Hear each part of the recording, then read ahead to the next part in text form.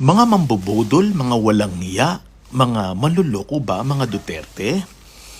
Hi there mga kahuwaran, Coach Ariel here. Kung tatanungin mo yan sa akin, hindi ko talaga alam, mahal kong kahuwaran. Pero anong sagot mo? Pakitype naman dyan. Sa mga nagsasabi na walang yan, ang bubudol daw ang mga Duterte. Alam nyo, honestly, nagulat talaga ako. Hindi ko inaasahan yung mararamdaman ko nung bumisita ako at kasama ko yung wife ko sa Davao. I think that was 2 years ago. Sa totoo lang, bilang isang observer at bilang isang taong sanay magbasa ng realidad.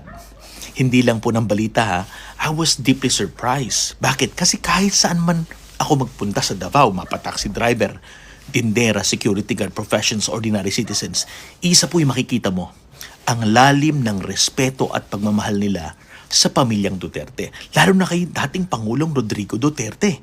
At kung tatanungin mo, parang hindi pilit hindi scripted, hindi binudol. Ramdam mo.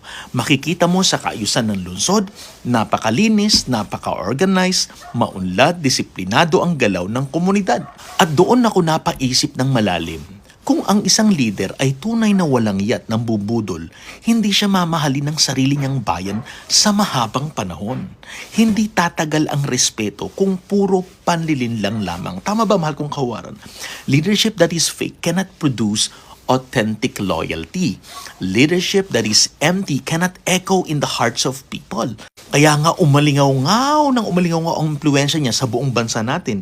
Hindi lang dahil sa salita, kundi dahil sa perceived order, decisiveness at tapang na bumangga kahit sa sino mang taong malalaking puwersa, oligarchs man yan o sino mang hahadlang sa kanya sa pagsisilbi sa bayan.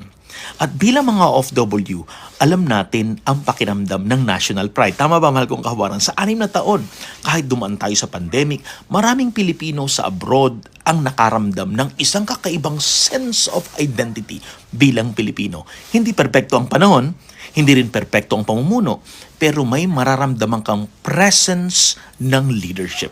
Kaya nga sinasabi ko ito ng may pagninilay-nilay, hindi bulag na paghanga, kundi obserbasyon. Ang magaling na leadership, hindi lang kinukwento sa media, hindi lang dinidebate online.